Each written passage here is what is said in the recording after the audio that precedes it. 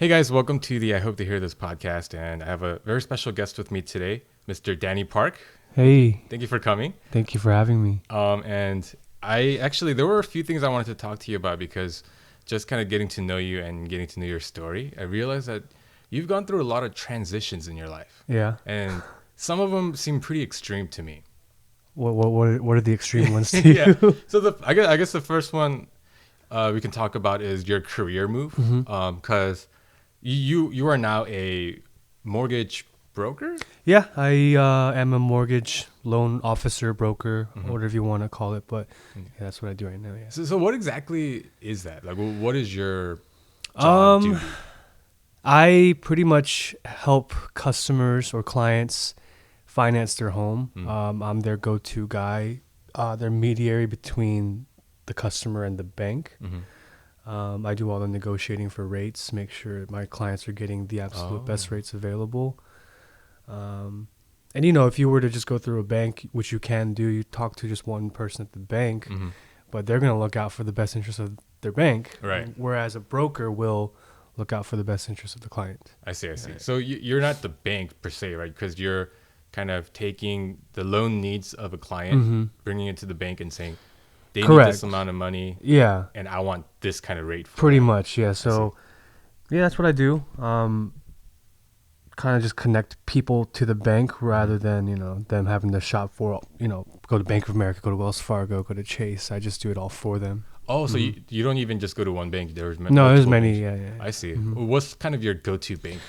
Or do you I have go to like these smaller banks, like Center State Bank. They're a bank in Georgia. They primarily focus on mortgage loans, but they use brokers like us because there's clientele that they just can't reach. So Right. they'd rather have brokers, middlemen that they pay to find more clients for them. Oh, especially for the smaller banks, they probably don't Yeah, have definitely. Yeah. that much of a, I guess, presence in a lot of Correct, communities. I see. And so that's really interesting to me. And just having met you while you were a mortgage broker, it made sense. Yeah. But learning like what your kind of career before, it seemed like a huge jump. Like it just in completely different industry, Yeah. completely different even thing that you're doing. Yeah. So prior to this, what were you doing? I was working at a phone store. It's a phone store operated by Verizon. So I was working for Verizon, pretty much just retail sales and dealing with the day-to-day, customers that walk in with phone issues, people who need to buy a new phone, come in to, add lines Right. or whatever they need to do. Yeah. So how long were you there at Verizon? I was there 3.5 years. And I guess I actually don't know this, but what did you study in college? I studied marketing. Marketing. Yeah, Okay, yeah. so all three of those things, like I'm not sure how to line that up because it doesn't line up for me in my head. So Yeah. from studying marketing, Yeah, going yeah. into working like a sales rep position at Verizon, Yeah. that seems, he made a different career choice. And then going from there to mortgage broker, Yeah. it's another huge leap, right? Yeah. So I'm actually curious. Are there any common threads, something that you learned in marketing that you were able to use in both Verizon and as a mortgage broker? I think when it really comes down to it, it's really people skills and sales. So no matter what job I was in, it's a different job title and a different atmosphere, but ultimately, bottom line, it was sales. I see. So, having been a marketing major and taking marketing courses, I kind of knew how to approach sales a little bit differently and kind of like the psychology behind sales and how to win over customers and playing with your emotions a little bit in a sales transaction. All right. So although it was different, with Verizon, you had customers that walk in through the doors, and this new job, the mortgage thing, you have to really go and find your customers. So Oh, I see. very different, but also very similar. I see. Yeah. So what motivated your move from Verizon to this completely, I'm assuming was unknown territory for you at the time, right? Yeah, completely unknown. I met this guy, my boss now, when I was getting my home loan.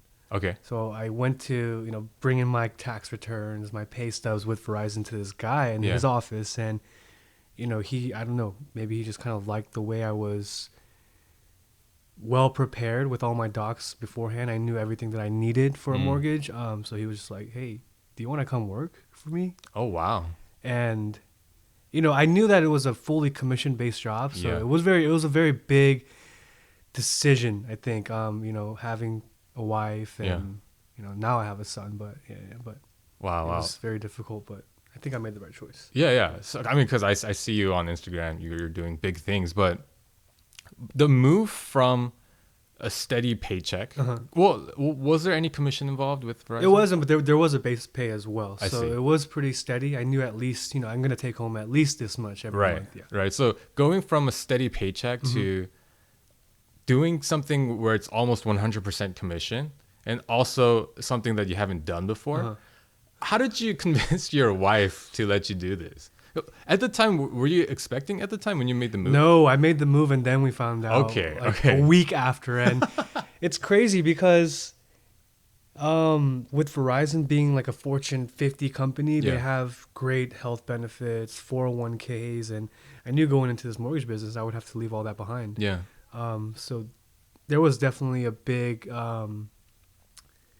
I had to sell my wife on it as well. Right, right. It's a sales job, but there were long nights where we talked about it. But ultimately, I think at the end of the day, she was more concerned about my health and my overall happiness. And she knew I wasn't happy doing retail sales, and I don't know many people who are. Right. You do get to go into work a little bit later, but you're also going to stay there very late. Right. Which can take a toll on your body. And dealing with retail level customers, man, some of them they're just so different. Like you wouldn't speak to someone like that when you're, if I was at a bar, I was a bartender, Right. you would never speak to me like that. Right. But for whatever reason in a retail environment, I feel like people just can say whatever they want and get away with a lot of things. Yeah. Dang. So going into your new mortgage broker job, did you kind of have to plan out, I might not be making money for the first few months, so we need to kind of budget? Or did you have any of those financial plans going into it, or did you just take the leap? Well, I cashed out my 401k because okay. I wasn't going to be able to contribute to it anyway from the new company. But good thing I stayed at Verizon for enough time to be fully vested in that. So I did have some savings set aside. But when you cash out your 401k though, did you have to have, were there like tax penalties? So when you cash out your 401k, and I don't recommend you do that if if at all possible, they consider that as earned income for the year. Oh. So for 2019 is the year when I cashed it out. I got a 1099 recently saying, hey, this is extra income that you earned. But they do give you the option, hey, do you want to pay some taxes on this right now? So I said, yeah, take some taxes out so that I don't have to pay too much. Yeah. Oh, I see. Okay. Yeah. And so you had kind of that as a safety nest. Correct. While you're kind of getting acclimated to the mortgage broker. So how long did it take for you to really get into the groove of being a mortgage broker? Because I'm sure it wasn't like you hit the ground running, right? No, absolutely not, man. I don't know, people listening who might have received a message from me, I went on like a rampage the first month. Like I'm gonna message everyone I can to let them know my career change. Because I mean, with a mortgage, you're not gonna start off just with a line of customers. You're gonna have to really build a book of business. So for me, I expected it to happen right away. Just me being me. I tend to think that I overthink and I'm overconfident in a lot of things and think, hey, I'm gonna just make it happen. But which wasn't the case. But I'd say it took at least a good 4 to 6 months until it really started kind of rolling in. Yeah. So, of all the people that you messaged of your friend base, were there a lot that reached back out saying, "Oh, I do need to"? Actually, no, man. No. Yeah, Okay, I think directly telling someone like that, it's really one of the worst ways to market yourself and approach. Now that I look back at it a year now. What would you say was the most effective ways of you like bringing in customers? For me, I think Instagram works the best, just kind of giving them an insight into what goes on in my life and, kind of just putting myself out there and having people recognize that I do mortgages in a more indirect way instead of, hey, I'm going to just blow up your inbox and write you a paragraph on my career change. Right. And, I mean, that's exactly what I did. It didn't work. I didn't get any business through that. So more of the broader marketing instead of individual messages. Yeah. Oh, that's good to know. That's a good nugget right there. Okay. And so now that you're like a year into, Yeah, 1 year in. how are you happy with the change that you made? Yeah, definitely happier. Are there so I'm assuming the paychecks are bigger, Yeah. right? I don't want to disclose your income in any way, but I'm assuming just because it is commission based and knowing how mortgages are, I'm Right. sure the paychecks are bigger. So that's Definitely, probably a huge plus now that you have your son. yeah. But are there any cons, any regrets that you have that you left behind in at Verizon? Um, Not really. Oh wow. Yeah, I mean, I did let go of my health insurance plan that was super cheap and the 401k, but I would let go of those two things in a heartbeat again if, I was going to be happier, work Right. less hours and do less work, to be honest with you. Yeah. I see. So do you feel like your health and overall happiness has improved? I'd say so. Yeah. Yeah. Oh, that's great. Yeah. Wow. So I mean, yeah, this whole the whole career transition is such a me personally, I don't think I could ever do it just because I'm a very fearful and insecure person. So speaking to someone like me, if there were an opportunity for me to be happier in a new job, what are some of the advices that you would give to me to try to either convince me or make me feel better about the jump? Kind of things that I told myself too when I made the jump is if this doesn't work out, I can go back to work again. I can find something, again. It's Right. really not, a final decision. Who knows? I might not do this for, the next 15, 20 years. I could also change again. Right. I think a lot of people, millennials especially, they change jobs more frequently than before. Right. And that's just what I told myself. This isn't the end of the story. I could also change again to another job if I have to. Yeah. Right. So even if it doesn't work out, Right. there's an alternative. Always. Yeah. Yeah. That's Okay. how I look at it. Yeah. Oh, that's good to know. Yeah. So that's one transition. Yeah. That's very fascinating. The other transition, well, before I get to the main one I want to talk about, let's talk about the transition from single to married to having a baby. Because Okay. it's a huge, I've gone through it. It's Yeah. a huge transition. But I want to ask you, which transition do you think was easier? Going from single to married or going from married to parents? Which one was easier? Yeah. I think being single than being married. I think that was an easier transition than married to parent. Yeah. Yeah. What are some of the challenges do you think going from parent, like married to parent? Just that you don't have that time anymore. Yeah. I mean, I don't know if you feel this way, but your time with your spouse definitely feels. I don't even know how to put it. But Yeah, no, it's very limited. yeah, definitely. You're so concerned about the baby and the well-being of the baby that you really don't look out for each other anymore as much as you did when you're in lovey-dovey honeymoon phase of your marriage. Yeah. So that's really difficult, I think, for both men and women, I presume. Yeah. It's funny because with me and Shirley, we definitely do care more about the baby's well-being. So there are situations where, for example, I'll take AZ out of the car and it's raining, so I'm like really concerned about the rain hitting her, but over there my wife is getting drenched. But it's funny in our situation because my wife actually prefers that. She's like, I can take care of myself. You as the father, you take care of your baby. Yeah. But I don't know how long that'll last because I don't think that's healthy for the marriage in general. Yeah. To be solely focused on the baby. So have you had any issues with that so far? Because I haven't had any issues. I haven't had any issues, no, but I think along the same way as you that I don't know how long this way of being married will last either. Like, Right. something's got to give. Yeah. We've either got to do better and have more time and figure something out, or I don't know. Yeah, I guess we're still because Asher is he 4 months old now? He'll be 5 months soon. Yeah. 5 months, yeah. Because Aisley just turned 7 months today. Yeah. So we're still kind of in the very early stages of fatherhood. Yeah. So I guess we don't. Whose baby do you think that was? That sounds like Was that Asher? that was definitely my son. Yeah. So Yeah, I think we're still in the midst of the transition, so it'll be interesting to Yeah. kind of see how that goes. Yeah. Yeah. So and you want to talk about going from single to married a little bit? Um, so my wife Nadia, we dated for about 3.5 years before we got married. But that dating life was great. We never argued. We Wow. had a great relationship and Uh. still do. Uh-huh. So I felt like the only thing left to do was to get married. Mm.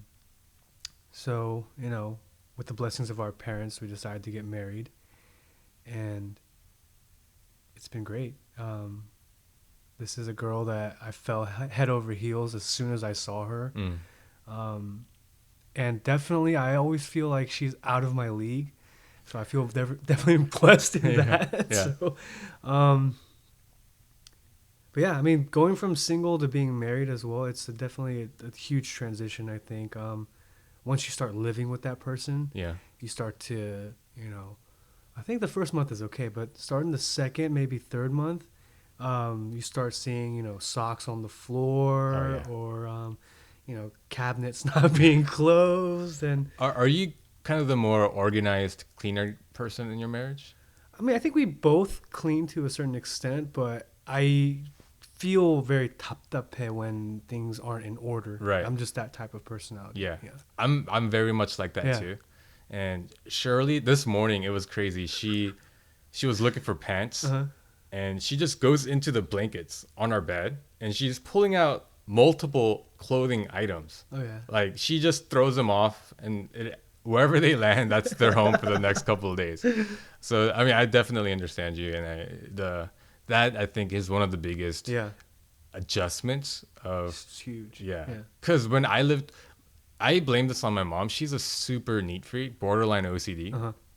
So I got some of that. So I need things to be organized. I need things to be in the place that they're at. I need the cabinets to be closed if they're not being used. Yeah, I don't know why. I just get frustrated if they're not. Like, you could just, I'm not trying to go home and get into an argument later, but, I mean, it's just a simple habit you could form to just shut a cabinet after these. I mean, exactly. But as a married couple, I'm sure there are things that we do that frustrate our wives. Oh, absolutely. I'm sure. I don't even want to hear what you have to say. Yeah. So that adjustment, I think that transition is a very interesting one. But one added wrinkle, I guess not a wrinkle, but one factor that I think you guys had is the fact that Nadia didn't grow up in the U.S., right? Yeah, she moved to the U.S. when she was 10, and she was actually born in Brazil. Yeah. So were there any cultural things because by the time you're 10, there's a lot of things that you are already kind of set in your ways in. So were there things that you had to, any obstacles that you had to overcome? I think not really obstacles, but I kind of even still see it today. It's just the way in her personality. She's that Brazilian personality where you talk about your feelings. You're very open with one another. Whereas Americans are kind of closed off in certain ways, and don't bother me, I won't bother you type thing. So that was definitely different to me. And everything, she doesn't get upset over many things. She's just so very cool and lax. Interesting. I actually see that. It's a very kind of surfer mentality, almost like, oh no, it's all good, it's okay. Like, I see. So that kind of tripped me out a little bit because me being, I was born in Korea but raised in Atlanta. Yeah. There were a lot of things where I was very hesitant on, like, did this upset her? Like, is she upset at me? Is she frustrated? Like, did I do something wrong? I don't know if that's just kind of built into us based on our environment, but I had a lot of those issues. Whereas she was like, no, everything's good. Everything's cool. So she was very open about if she was upset or not, right? And you were able to take it at face value. Yeah. Wow. Yeah. That is a interesting thing because, I mean, I'm assuming you dated before you met your I guess your wife. Yeah. I don't want to say current wife because I don't. No. I've only been married once, folks. And most of my prior dating experiences has been struggling with the whole, are you upset? Why are you upset? them saying, well, you should know why I'm upset. If you care to Oh, know, yeah. you know that whole thing. So Yeah. I think that is I didn't know that was an American thing. I just thought it was. I feel like it's a nature. Korean American thing almost. Oh. Like, you know, the nunchi thing, the Yeah. sixth sense that everyone's supposed to magically have. Yeah. Because prior to dating Nadia, it was actually a couple relationships before, but Uh-huh. I was dating a girl that lived in Korea for a long time, Mhm. and man, that was really rough. Like, Yeah. there was a lot of that. Uh-huh. You should know why I'm upset. Like, I have no idea. Yeah. Like, you need to just tell me. No, I see. Yeah. Yeah, that combination of nunchi. You know what's interesting? I read an article recently from I forget where the news source was, but they were talking about nunchi. Okay. They titled it the Korean superpower nunchi. I did see that. I Right? saw that somewhere too online. Yeah. Yeah, and it's for those of you who don't know, nunchi direct translation would be what would be the direct Like, it has something to do with your eye, I guess. Right, Dun is your eye, and chi is like an energy, I guess. Yeah. Like, So it's being able to perceive things that Right. aren't always physical, mm-hmm. right? And the article talked about how Koreans, because they have this nunchi and it's part of their culture, that it actually helps them a lot in their career. Being able to feel out someone's attitude or someone's position on something kind of innately helps us navigate through, conversations without stepping on anyone's toes and all those kind of things. So there are positives of nunchi, but the negative downfall side of that is Yeah. if someone expects you to have nunchi, then That's what I'm saying. Like, is having nunchi, is that really having a genuine relationship? Or, oh, I do have nunchi. I know that you're upset. But would it be more of a genuine relationship if you told me that you were upset and we just worked it out right there rather than me trying to tiptoe around the situation? Right. Yeah. That's interesting. I would be interested to know if other people from outside of the Korean American community had to deal with this. So if you're listening out there and you have any opinions about this, please let us know. Okay, so the whole Brazil thing, that was okay. And were there any other issues just in the fact that you're suddenly going from not having known what marriage is about to going into marriage? Whew. Like not so much, because we already talked about the adjustments that we make in our lifestyles, but some of the duties that we're expected to do, right? As a husband, as a provider, and all those kind of things. Yeah, I mean, I think even from the beginning, just how to really, I guess, save money together, your finances. I think finances is a huge part in marriage. Yeah. And, when you're dating, you don't really think too much of it. So, I got dinner. Or, you get coffee, I get dinner. It's fine. But with marriage, it's more, okay, this is my paycheck and that's your paycheck. Right. And how we kind of synergize that together, I think it's a huge development in your marriage. Like, it takes time, and I don't even know if I'm answering the question that you asked. But that's good. But finances, I think it plays a huge factor in your marriage's overall success. Right. Yeah. You know what's funny? When I'm just realizing now that I say the phrase "you know what's funny" a lot. Sorry. What's interesting with me and Shirley is when I get a gift from her now, I care more about how cheap it is than how expensive it is. Because when we were dating, right, just the shallow part of me says, "Oh, you got me this gift. Wow, it's so expensive. That must mean you love me." But now when she gives me a gift, why is this so expensive? Like, I'm sure you could get a cheaper one. No. So because the finances are commingled now, it's my money's your money's my money. So it's that was one of the weird transitions that I had to kind of go through. Yeah. That, and then I think our work schedules. We both worked retail. Her family owns beauty supply stores. So we worked pretty much similar hours, but we had completely different day offs. So me being a American corporate Verizon wireless company, they don't give you set days off. They have to have their coverage. So you'll get 2 days off per week, but sometimes those weeks will overlap into the following week. So you'll be off on Tuesday, and then you'll work 6 days until your next day off. Oh wow. So I mean, you do get your 2 days, Mm. but you don't know when, Mm. and you do know like 3 weeks in advance. But it still sucks because being married, being newlywed, especially, and not having the same weekend or whatever as your wife, and Yeah. being able to spend time with her. I think that plays a huge factor. So I mean, if there are people who are considering marriage and have different work schedules, that's something you really need to sit down and talk about too, Yeah. because it sucks. Yeah. You eat dinner by yourself, and when you're off on a random Thursday, you just end up playing video games all day and wait for your wife to come back home. Right. Do you think that had a factor into your move into the mortgage broker? Yes, huge. Yeah. And is your wife still working? Right now, no. Right, because she has Yeah. Asher now. I see, yeah. Mhm. You know what's funny? I said it again. Let's Un- tell me. An interesting observation I made is most married couples Uh-huh. that have irregular hours, they do it in the beginning, but almost all of them that I know eventually change their jobs to get a more steady set schedule. Okay. The couple that comes to mind is at our church, Paige and Philip. Yeah. Yeah, they were both very irregular hours, Mhm. but they've both made moves to be more regular so that You have to. yeah.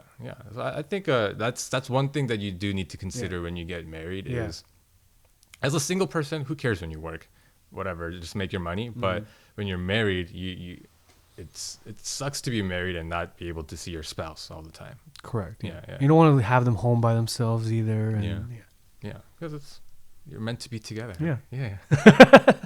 Well, then let's shift gears and go into the main topic of conversation that I wanted to talk to you about today. Yeah.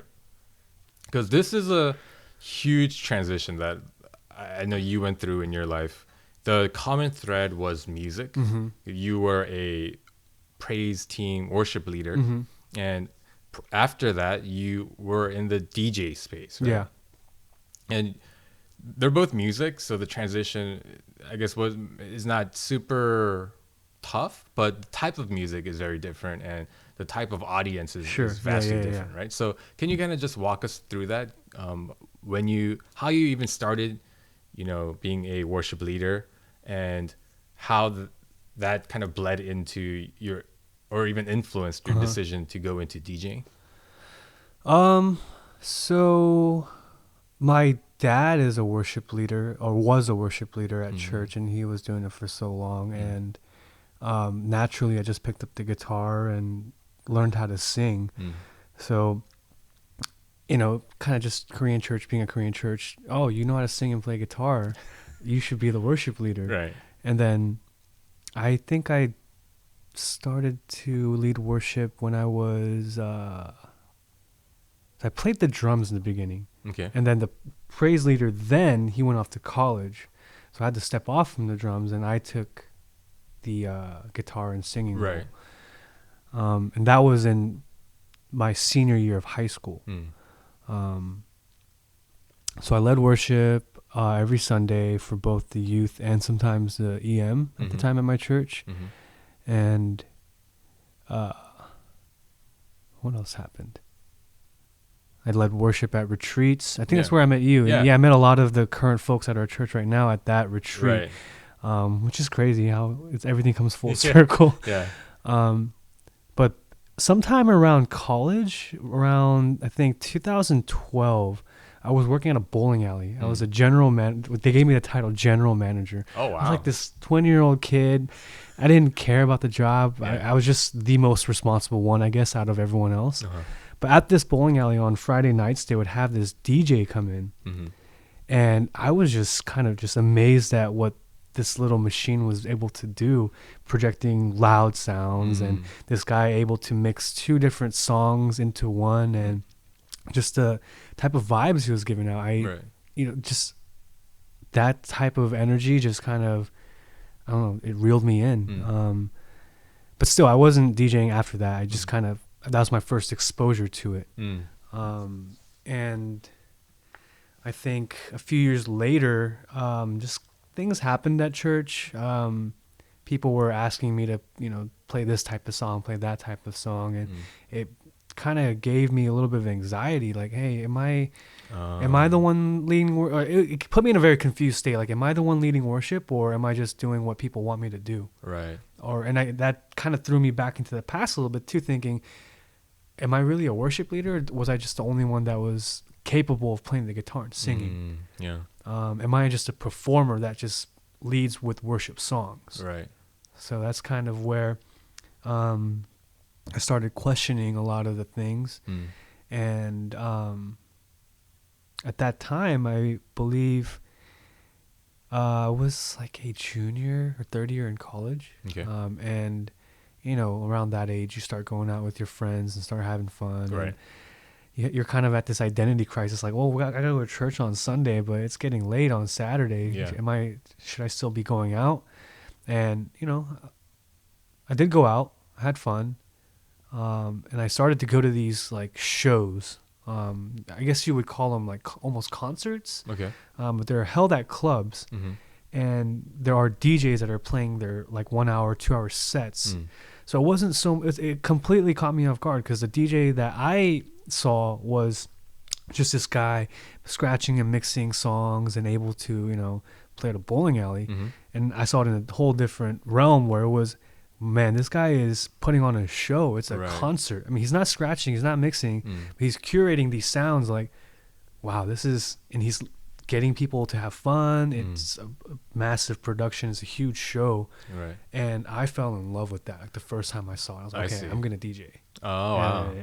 Also, you just saw it. Did you know the concept? Because I still honestly don't even really understand the concept of DJing.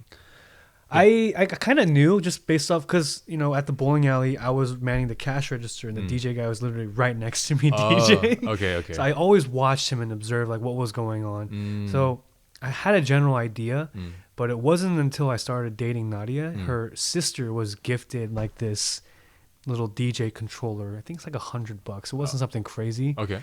But I took that, I borrowed that, and I just spent hours and hours and stayed up all night trying to figure out how to move from the one song to the next. And, wow. Wow. So it's just for the people who are ignorant like me, as a DJ, what I understand it to be is you're choosing music, you're choosing songs, and you're coming up with creative ways to transition from one song to another. Is that it? Is there anything else?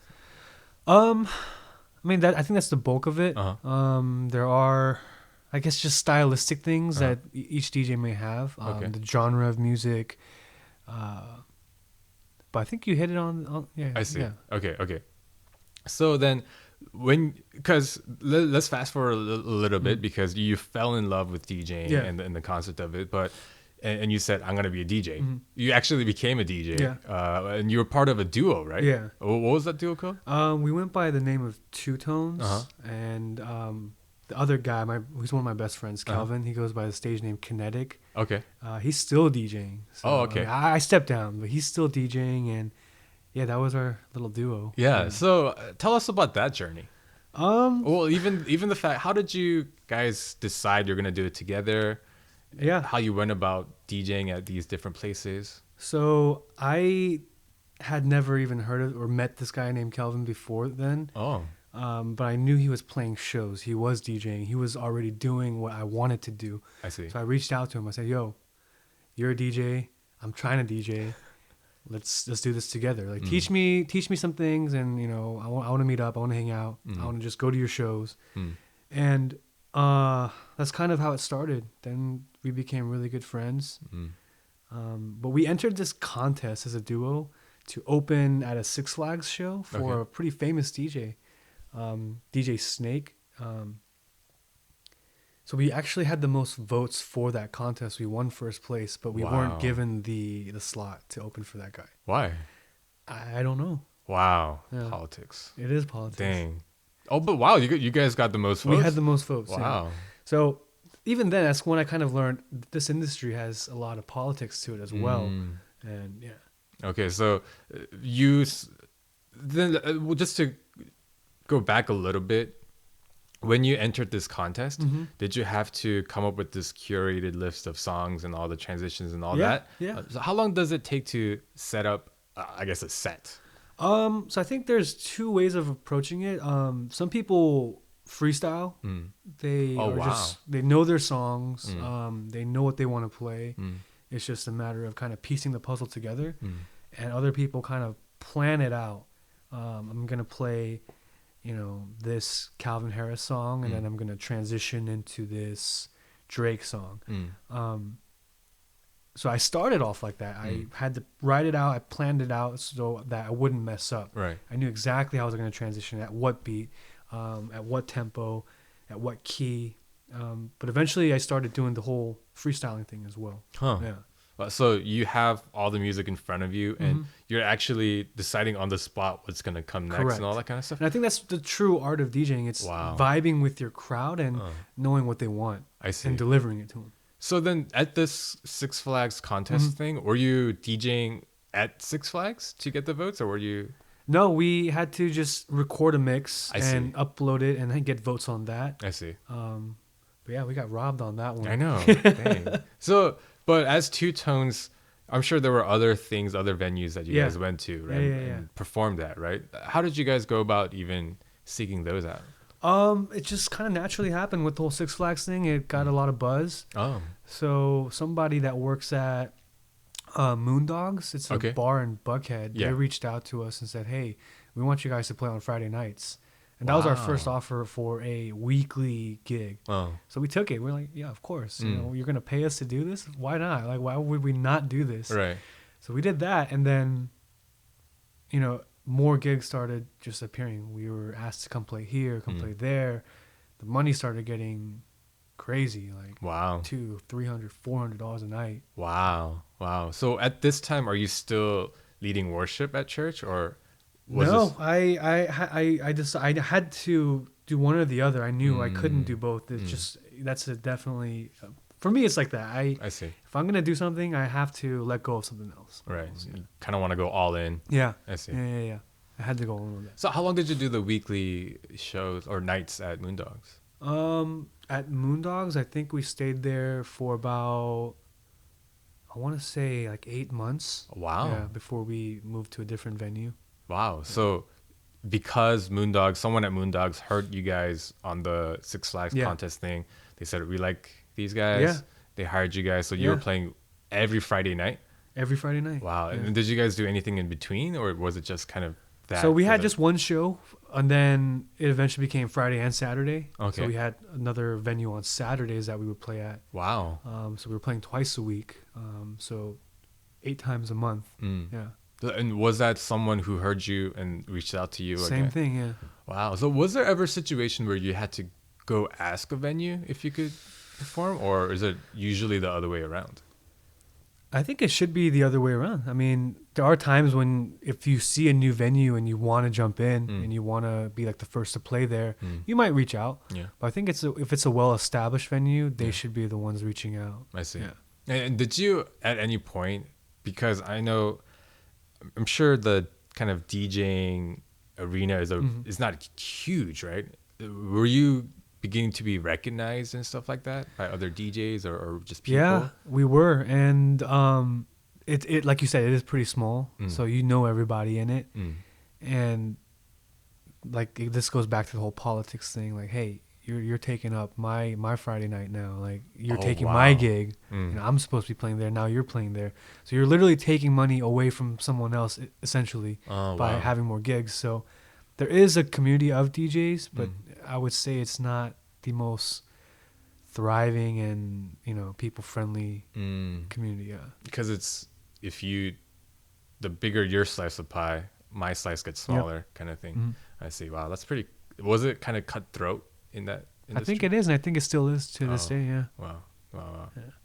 So then, as you and your partner, were there any issues being because when I think of a DJ, I don't understand. I guess I don't know enough. I don't understand how like two people would work together. It would have to be pretty seamless for the sound to be good, right? Like you guys would have to work really well with each other. Yeah. Were there any challenges in being a duo instead of a solo act? I mean, just the fact that you have someone else that you could rely on too, that hey man, I gotta use the restroom. Can you take over for a while? I Like, see. that would happen a lot. Mm. Whereas if you're by yourself, man, you're not using the restroom from 10 o'clock till probably 3 a.m. Wow. But yeah, you're right. It takes a lot of practice, and your style has to mesh together and blend very well for that to work. Because you can't have one guy that's playing strictly one genre and another guy and hope that it just works out and blends together very well. Right. It's not going to happen. I see. Um, but yeah, I think just being a duo, it took a lot of pressure off of each other. Like you're not the only one that has to bear all that weight. Like, especially with the politics too. Like, hey, I got your back. Like, Right. Wow. Oh, that's good. So camaraderie was very important, right? And can I ask you a little bit about how your just general lifestyle changed, going from worship leader to like DJing at bars, right? Yeah. Pretty much, yeah. So yeah, I mean, I would be honest. Like, as soon as we started picking up the Saturday gigs, I stopped going to church on Sundays. When I was doing just the Fridays, I was still able to make it to church.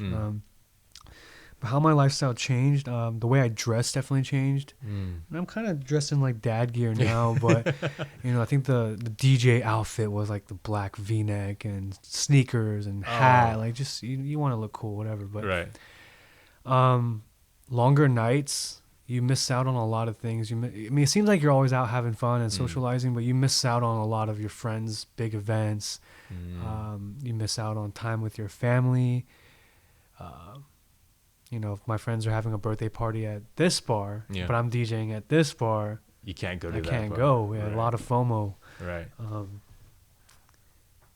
lot of alcohol.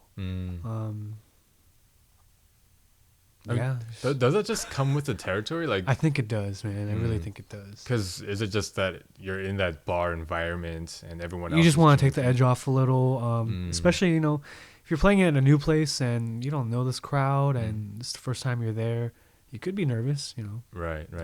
I see. Wow. So you went from leading worship to kind of being entrenched in Just this whole complete party. 180, yeah. Wow. But So it wasn't even like I'm not a Christian anymore. I'm just turning my back. It was more like I have to adapt to my environment now. It's not like I threw everything away and decided, hey, right.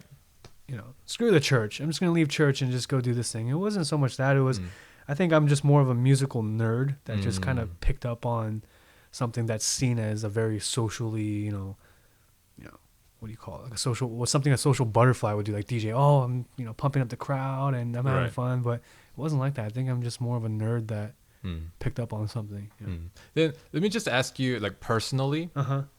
because this may not apply to everybody, because alcohol can be a very slippery slope, right? There's people out there battling alcoholism and all that kind of stuff, and that's influenced by environment, even your genetics, all that kind of stuff, right? But just for you personally, do you regret kind of being in that lifestyle stage, or do you think it was worth it to kind of experience that whole new area of music that you love so much? I don't regret it. I mean, I think I regret a lot of the money that I spent for sure, but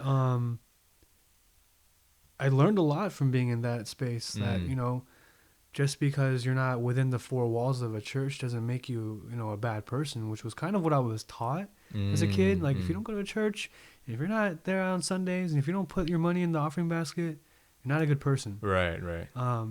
So that was kind of drilled into me as a child. And when I left the church and found that, hey, there's really good people out here too. They just don't go to church. Yeah. It was kind of a shocker. Like, hey, these are genuinely good folks, good-hearted people. Right. Just not in the atmosphere and environment of a Judeo-Christian church. Right. Yeah, because that is true, that we do have this weird theology of goodness can only exist within the four walls of the church sometimes, and that definitely is not biblical. That is very incorrect. So it kind of opened your eyes to that, and It definitely being able opened to my eyes. see. Yeah. I see. I met a lot of great friends who I still talk to today.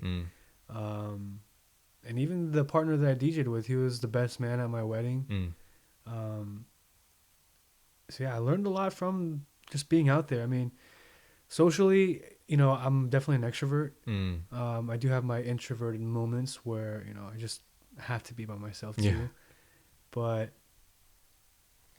I don't know. It's kind of tough even to say, but these people that I met through DJing and just in the music realm, they've done more for me that I can say than, people I've met in the church. I see. Yeah. Oh wow, wow. And these are people that you still talk to, and you mentioned how your partner still DJs, Yeah. right? You want to give him a shout out? Does he? Yeah, I mean, he might be listening to this. I Yeah. don't know, Kelvin, but you've been a crazy part of my life and taught me a lot of things. You've been a big brother at times as well when I needed you to be there. I hope you're doing well. I hope the gigs are still flourishing and that you make even more money and have more success and just keep doing your thing. Oh, wow. Oh, yeah, that was nice. I like that. I can tell that came from the heart. And then, so the transition, because you're not DJing anymore, right? Mm-hmm. How did that? Was it just the gigs dried up, so you just stopped doing it, or was it a conscious decision to say, I'm not gonna DJ anymore because XYZ reasons? So when Nadia and I got engaged, that's when I slowly kind of removing myself from the scene. As we're preparing for marriage and our wedding and all that, I was kind of slowly backing away. But I also had this feeling that so Kelvin, the other DJ, he's blown up tremendously. Like he's playing at huge places now. Like he's opening for celebrity DJs now that come through to Atlanta for shows. Wow. But I had a feeling that was going to happen. So I kind of wanted to even remove myself before that happened because I knew if that were to happen and I'm still involved, there's no way out. Yeah, because I mean it'd be too enticing, right? Definitely, Money would be much. Yeah. You could probably just have that as an income source, right? I think that's his plan too. I mean, he's been doing it for a full, I think, 7 years now, and he's about to quit his 9 to 5 soon too. Wow. I think pursue that fully. Yeah. Wow. So then let me ask you. That's an interesting point that you brought up because those all sound like good things, right? Recognition, money, and all that. Why did you feel the need to pull yourself out before that came? Just knowing who I am and knowing what my struggles are, that I knew if I stayed longer, I wasn't going to be able to get out of this lifestyle. What parts of the lifestyle do you think you needed to remove from your life? First and foremost, the alcohol. There's a lot of drinking involved, and sometimes it's so bad to the point that all the money that you made at the gig, you spend it on alcohol there. So they just made money and they got you to play for free. Right, so, right. I think that's a big thing. And you're just kind of exposed to more things, I think. Like there's a lot of substance abuse around you that you see openly. Right. I'm not going to mention names or anything like that, but Right, you'll see your friend who has a girlfriend and he's, with other girls. But to each their own. I mean, that's not for me to judge and whatnot, but it's not an environment that I wanted to see myself in, entering my 30s and entering this marriage with my wife as well. Right. And now being a father and all that kind of stuff. Oh, okay. So you took kind of, although there are many great things about DJing, there were negative things that you yourself knew, just knowing yourself, you needed to get out of. So you slowly kind of started extracting yourself from that scene. And when was kind of the defining line of I am a DJ to I am no longer a DJ?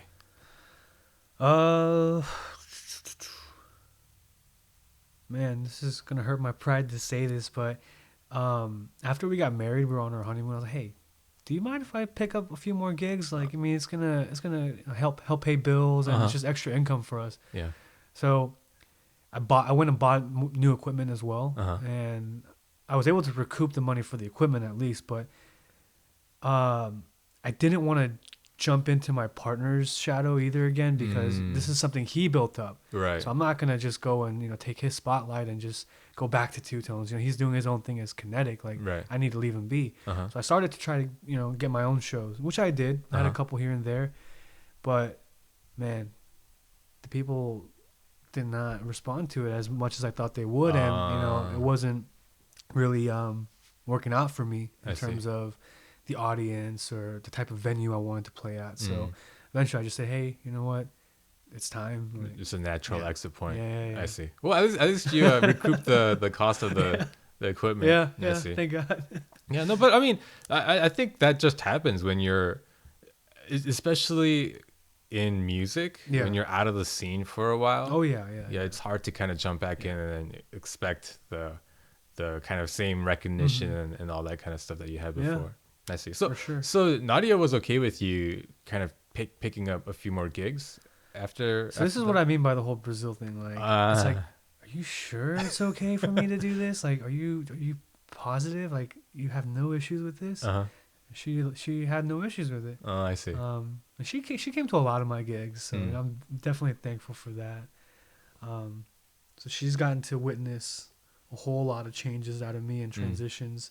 I think our entire time together, all I've done was transition to different things and morph into a different person. And I don't know how she's still with me. But.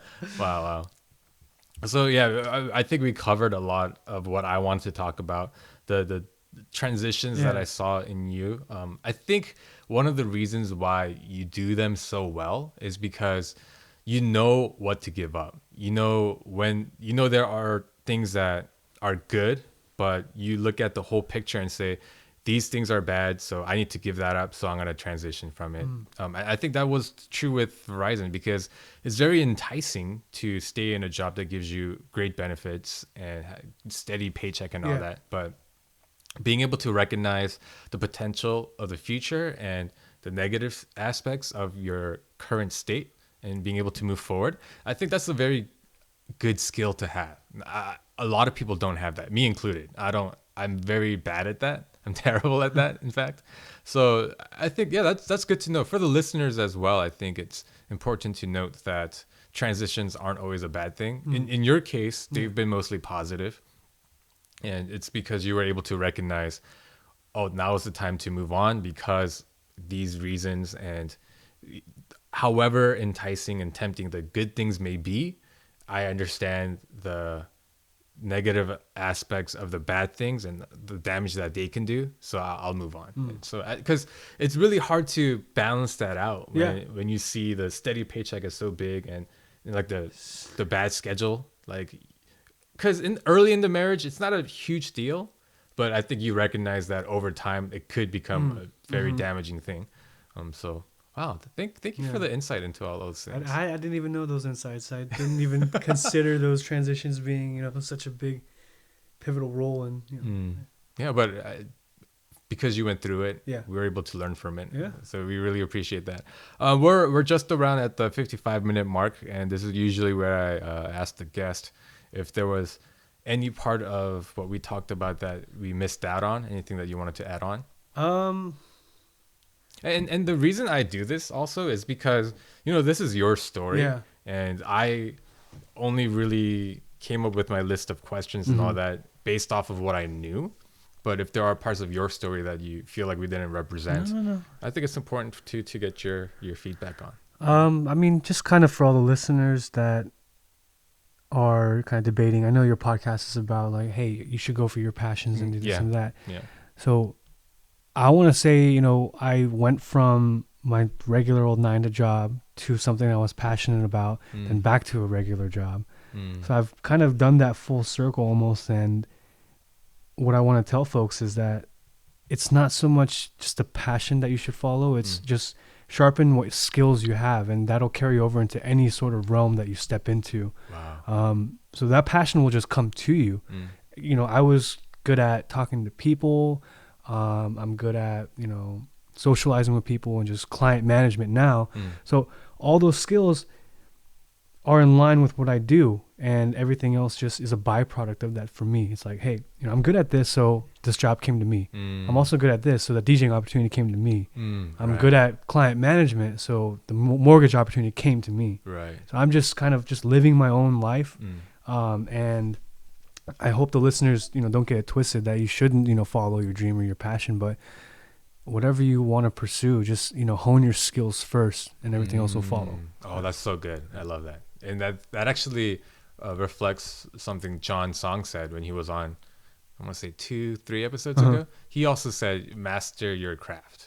His direct phrase was, "Master your craft in the name of Jesus," or "Master your craft in your realm in the name of Jesus." Wow. Is what he said, and I actually, that was like really good. Yeah. He also talked about how, I think kind of similar to you, it's not always about just doing it, but being good at it is very important. So yeah, in your case, being good at it, life just presented you with opportunities because you had the skill set. Yeah. So do you think if you didn't have those skill sets, for example, with your mortgage broker, if you didn't have that client relationship management skill already, do you think if you were presented with that opportunity, you would be in a different place right now? Like, did having that skill set beforehand help you, or do you I think having the skill set helped. It's like, I know I can do this. I mean, it might take time, but I know I can do this, so I'll take the chance and do it. If I wasn't so well versed in that sort of skill, I would definitely think twice whether or not I want to leave my comfortable job. I see. Right. So it's having that skill beforehand, even before the opportunity is given to you, is a good thing to have. Just kind of be prepared, and opportunities will come. Awesome. Yeah. Great. Well, thank you so much for coming on. This was you. a really insightful conversation. I hope it was, yeah. Yeah, thank you for being open and just honest about all things. And we're actually gonna go grab lunch with our wives and our kids soon. Yeah. So let me just close this out real quick. If anything resonated with you guys today, or if you had any questions, any sort of feedback that you wanted to give to me or Danny, formerly of Two Tones, feel free to email me at IHTHTpodcast@gmail.com. That's I hope they hear this abbreviated podcast@gmail.com, or on Twitter, the same name, IHTHT podcast, or on Instagram at I hope they hear this. Also, find the video of this podcast on YouTube. I believe if you just there you go. If you just search I hope they hear this episode 54. This is episode 54. Then you'll be it should pop up. The videos are usually uploaded on Wednesdays, so keep an eye out for that. Subscribe, like, do all those things. And thank you guys so much for listening, and we'll talk to you next week. Bye.